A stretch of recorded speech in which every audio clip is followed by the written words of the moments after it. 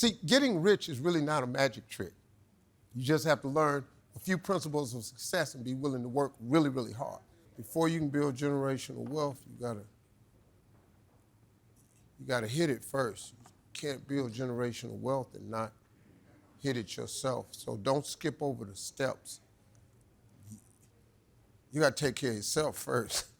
You create generational wealth after you've secured finances for yourself. So that's the first thing. There's a lot of ways to do it, but you gotta, a little simple thing I used to do. It's really simple that anybody can do. Like, I don't accept change. The law of attraction. I believe in the law of attraction and it works for me. Like, if I'm anywhere and you give me 20s, 10s, 5s, coins, I don't accept. If you give it to me, whoever I'm with, I give it to them. Because I only want hundreds. But whatever the highest denomination be, that's all I accept. I don't accept change because the law of attraction works. What you put out is what comes back. What I used to do, though, is every time I got a single, I'd roll it up. Whenever I come home with singles and change, I would put change in a jar and I'd roll the singles up. If you can, throw a $5 bill in there every now and then. Just roll it up. And roll it up as tight as you can. After a while, you're going to need a rubber band on it. Then if you can, throw a 10 in there and just keep rolling it up. After 1 year, I want you to take a rubber band off that roll. You'll be stunned. You will be stunned at how many singles actually come your way, 5s and 10s. If you can put a 20 in there, do that. So then after I started making money, I would take all my change and save it, all 20s and stuff. I'd have thousands of dollars at the end of a year with 20s and stuff rolled up in there because I never kept it. And so now I'm just in the 100 game. I don't accept anything. If you give it to me, I give it away. And then God gives me the only thing I attract was 100, so he just keeps giving me hundreds. It's the law of attraction. It really does work that way. See, getting rich is really not a magic trick. You just have to learn a few principles of success and be willing to work really, really hard. And anybody can become successful. But you got to do the things that successful people do. That's just one. That's without opening a CD, without investing anything. Take all your change and roll it up and save it, put a rubber band. At the end of the year, you'll be stunned. You'll have hundreds of dollars in singles. You'll be stunned. And coins, you have hundreds of dollars. Some of you will have thousands. You really don't know how important that change is. Good men do things for other people. That's the fact. You got to wrap your head around that right there. It's not about me anymore. I've done enough, accomplished enough, so right now it's just for the legacy. It's for my family. It's for my grandkids. It's a true story, man. I was a friend of mine.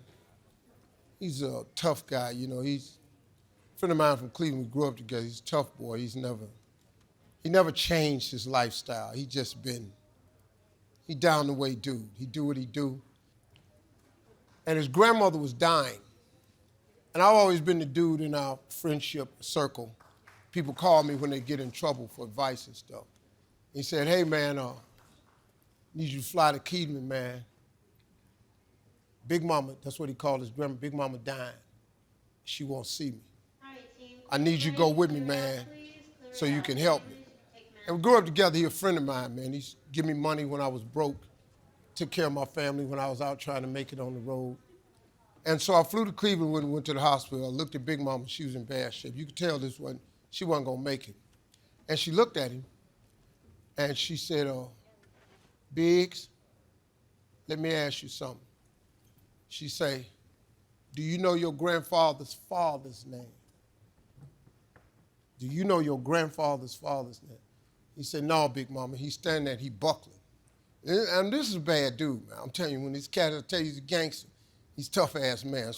Don't crumble. He was crumbling, man, because he loved her. She raised him. Said, do you know your grandfather's father's name? She said, no, Big Mama. She said, you know why? He said, no, Big Mama. She said, because he didn't leave you nothing. Wow. She said, I'm finna go see Jesus now. She said, and when I go, Big, I want you to live your life so that your children's children's children will know your name. That's what she told him.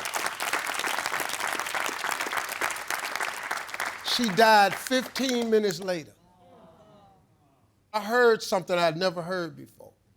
And this was years ago, and I changed my life. And I started living my life so my children's children's children will remember my name. So all I'm doing now is I'm fixing it for my children's children's children. So when Steve Harvey leaves this world, they'll say, my grandfather left us this land. My grandfather built that. That's what it is.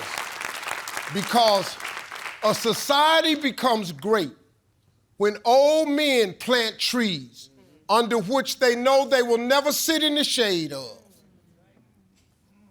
Good men do things for other people. That's the fact. You gotta wrap your head around that right there. And for every man in here, that's how you got to live your life.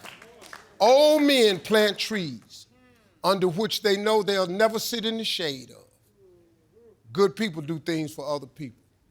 That's where you got to get to. If you're a man in this room, that's for you today. Take that, put it in your pocket, and start living your life. Show your children's children's children will know your name. That's what it's about. This is what life is. Life is hard work, life is faith, and life is grace. Success is like really hard, but everybody can do it. God created you to be successful. You can protect yourself from negativity. And that's what stops most people, negative thoughts. You can coat your mind from negativity. It's a real simple exercise to do. I do it every morning before I walk out the door. So I walk out as a positive person. You know, I get tired sometimes. That's different from being negative because I get mentally drained from my job at times. But to coat your mind from negativity, the way you can put a coating around your mind is with one simple thing, gratitude. Gratitude erases negativity. I'm gonna show you how this works. If you wake up in the morning and you start having negative thoughts, man, this ain't my day. I woke up on the wrong side of the bed. I'm tripping, I just don't feel myself. Every time you feel, in the middle of the day, if you feel yourself doing that, stop, just stop for a second. And start going over in your mind everything you have to be grateful for. Not everything you want, everything you already have, because what you have is substantial. You just haven't gone over the list and taken inventory in a long time. But the fact that you can walk, that's a blessing. The fact that you woke up, that's another blessing. The fact that you can see, think, reason, that's another blessing. The fact that you can go somewhere and get yourself something to eat, that's another blessing. The fact that you can go and turn the key and call someplace home, that's another blessing. The ability to dream is a blessing. The fact that you have an opportunity to get it right is another blessing. The fact that you're beautiful, that's another blessing. The fact that you have any measure of health, that's another blessing. And I'm just talking to you, I don't even know you. I could give you 50 things you ought to be grateful for right now. I don't even know you. Start coating your mind with gratitude. It'll change everything for you. God is good, man. You ought to give him a chance to work in your life. Thank y'all for coming. Life ain't luck, man. This is what life is. Life is hard work, life is faith, and life is grace. If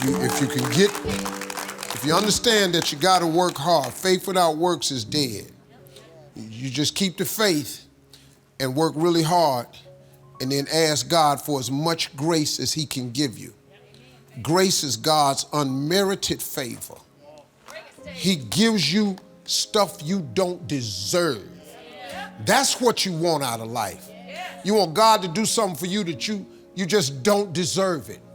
That's what it is. So somebody was playing golf with a guy that owns Mayo Clinic one time. He told me, he said, justice is when you get what you deserve. Mercy is when you don't get what you deserve. Grace is when you get what you don't deserve. And you hear old people say, all I want is a little more grace. I just want some grace. I want God to give me a house that I don't really deserve. I want him to give me a lifestyle I don't really deserve. See, that's the problem with people. They think they deserve something. No, you don't. I work really hard. Everybody work hard. You just need some grace, man. You need God to just give you something that ain't on the vision board. You just need God to give you something that you didn't even ask for. That's when life get real special for you. All I want is a little more grace. Like I got a vision board, right? But I ask God that his will be done in my life. Because what I can want, it can never compare to what God can give. You see what I'm saying? So you can want all you want, but if you line up with the will of God, what God has planned for you is way better than anything you could ever plan. You can't outthink him. That's how you get the life of your dreams, man. You set your goals and your aspirations, but then you leave the open end to your thy will be done on earth as it is in, it's the Lord's Prayer. Man, it's not, when your mama teach it to you as a little kid, it's like really the dopest prayer, man. Give us this day our daily bread. Don't ask for nothing else. Quit worrying about tomorrow. Just help me make decision for today that'll let me live the best day. When you worry about tomorrow, you're off into something you have no say-so in. You have no control. So why would you worry? By worrying does not add a single hour to a day. Not 1 hour. So what you got to ask God for is your daily bread, just for today. You'd be amazed what would happen to you if you quit tripping about tomorrow. Just today. Today is plenty. Today is so adequate. That's why he gives us 24 hours and he breaks it up into day and night. You know why? Because he knows 24 is too much. So he lets you stay up during the daytime, let you go to bed at night so you can recover. You think I'm lying? Stay up 24 hours, see what happens. Just stay up 24 hours and see what happens. You ain't gonna believe it's too much. You know what you should do? Every time you get a chance to experience first class, you should do it because it plants a seed. It's like the next time you buy an airplane ticket, just ask for an upgrade. Pay a little extra money to fly first class. What it does is it conditions your mind. Once you get in first class and you see how wide the seats are, and you find out why they shut that curtain, see, because they shut that curtain because they can't let you see what's going on up there. They passing out hot nuts, everybody get a washcloth, they got a menu, you get to decide what you want, all the drinks is free. Once you sit in first class one time, the next time you get on the plane, it's very difficult to walk past them seats. And then your mind starts thinking of ways to get back to first class. And guess what? That's what you start attracting to your life. And you start behaving and producing stuff to get you back into first class.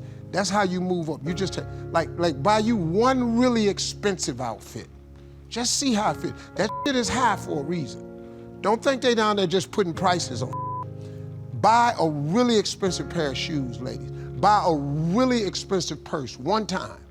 Just go on down there, buy the real Louis Vuitton that ain't ever on sale. Louis Vuitton don't even have sales. Just get you one. When you carry it, it changes your life.